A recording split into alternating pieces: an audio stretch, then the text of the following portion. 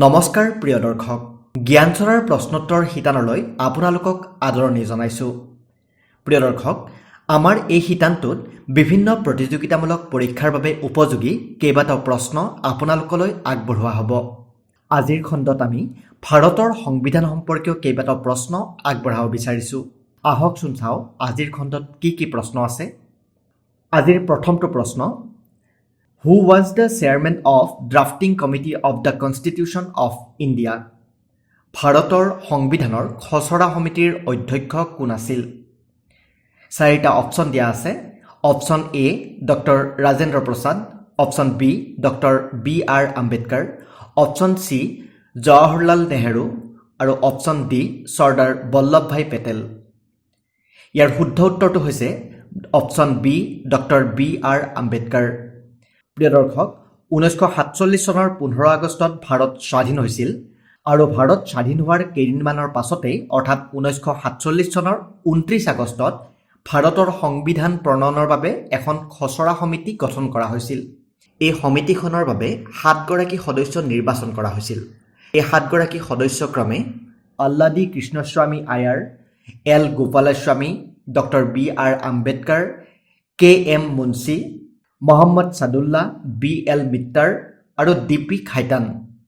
এটা কথা উল্লেখ কৰিব লাগিব এই সকলৰ ভিতৰত মোহাম্মদ সাদুল্লাহ অসমৰ আছিল 1947 চনৰ 30 আগষ্টত ডক্টৰ ভীমৰাও ৰামজী আম্বেদকাৰ চমুকৈ বি আৰ আম্বেদকাৰক খচৰা সমিতিৰ অধ্যক্ষ হিচাপে নিৰ্বাচিত কৰা হৈছিল আৰু তেওঁৰ অধ্যক্ষতাতে প্ৰথমখন বৈঠক 1947 চনৰ 30 আগষ্টত অনুষ্ঠিত কৰা হৈছিল দৰ্শকসকল আমি এতিয়া দ্বিতীয়টো প্ৰশ্নলৈ আগবাঢ়িছো দ্বিতীয়টো প্ৰশ্ন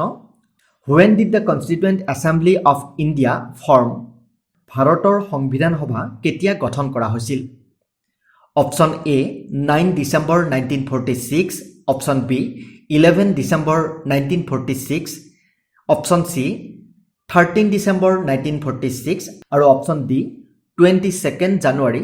1947 ইয়াৰ শুদ্ধ উত্তৰটো হৈছে অপচন এ 9 ডিসেম্বৰ 1946 অৰ্থাৎ 9 ডিসেম্বৰ 1946 চন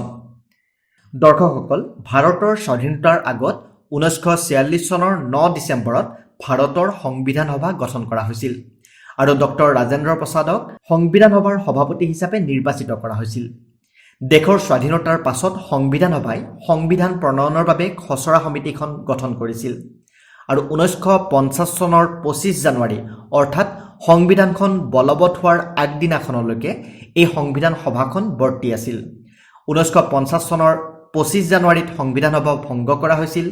আৰু 1950 চনৰ 26 জানুৱাৰীত ভাৰতৰ সংবিধানখন বলবৎ কৰা হৈছিল অৰ্থাৎ সেই দিনটোক আমি গণৰাজ্য দিৱস হিচাপে পালন কৰোঁ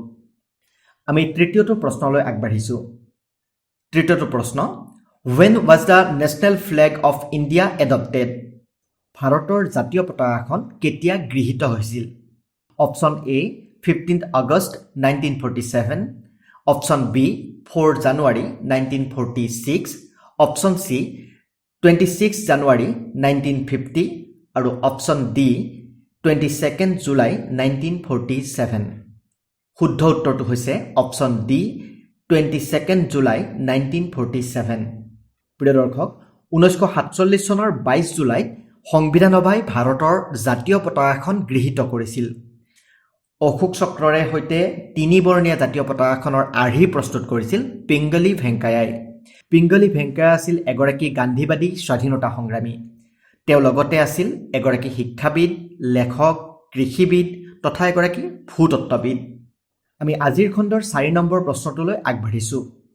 আমাৰ চতুৰ্থ প্ৰশ্নটো হৈছে When was the first amendment to the Constitution of India made?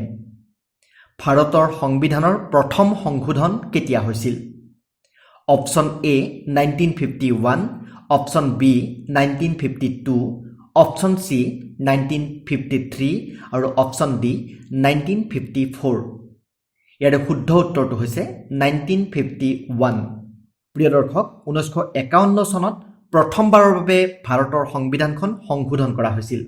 এটা কথা মন কৰিব লাগিব 1950 চনৰ 26 জানুৱাৰীত ভাৰতৰ সংবিধানখন বলবৎ কৰা হৈছিল আৰু তাৰ মাত্ৰ এবছৰৰ পাছতে সংবিধানখন সংশোধন কৰিবলগীয়া হৈছিল আৰু এই সংশোধন অস্থায়ী চৰকাৰৰ দিনতে হৈছিল আৰু ইয়াক the constitution first amendment act 1951 বুলি জনা যায়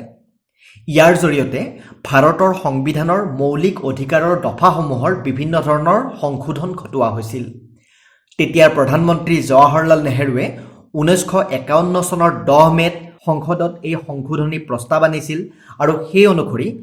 সেই বছৰৰ 18 জুনত এই সংশোধনী বিধেয়কখন সদনত গৃহীত হৈছিল আমি 5 নম্বৰ প্ৰশ্ন অৰ্থাৎ আজিৰ খণ্ডৰ অন্তিমটো প্ৰশ্নলৈ আগবাঢ়িছো 5 নম্বৰ প্ৰশ্নটো হৈছে how many fundamental rights can a citizen of India enjoy অৰ্থাৎ ভাৰতৰ নাগৰিকে কিমানটা মৌলিক অধিকাৰ ভোগ কৰিব পাৰে option A 10 option B 8 option C 7 option D 6 শুদ্ধ উত্তৰটো হৈছে অপচন ডি 6 প্ৰিয় দৰ্শক ভাৰতৰ সংবিধান অনুসৰি ভাৰতৰ এগৰাকী নাগৰিকে বৰ্তমান সময়ত 6টা মৌলিক অধিকাৰ ভোগ কৰিব পাৰে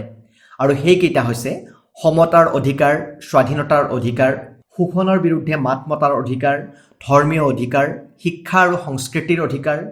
আৰু সংবিধানৰ প্ৰতিকাৰৰ অধিকাৰ পূৰ্বতে এই সংখ্যা আছিল 7টা এই 7টাৰ ভিতৰত এটা আছিল সম্পত্তিৰ অধিকাৰ কিন্তু সংবিধানৰ 44 সংখ্যক সংশোধনীৰ জৰিয়তে সম্পত্তিৰ অধিকাৰ মৌলিক অধিকাৰৰ পৰা আঁতৰাই দিয়া হৈছিল আৰু তেতিয়াৰে পৰা 6টা মৌলিক অধিকাৰ ভাৰতীয় নাগৰিকে ভোগ কৰিব পাৰে প্ৰিয় দৰ্শক জ্ঞানচৰাৰ প্ৰশ্নোত্তৰ শিতানত আজিলৈ ইমানেই আমি এইদৰে এই শিতানত আপোনালোকলৈ বিভিন্ন প্ৰতিযোগিতামূলক পৰীক্ষাৰ বাবে উপযোগী হোৱাকৈ প্ৰশ্নোত্তৰ আগবঢ়াই থাকিম গতিকে চাই থাকিব জ্ঞানচৰা ধন্যবাদ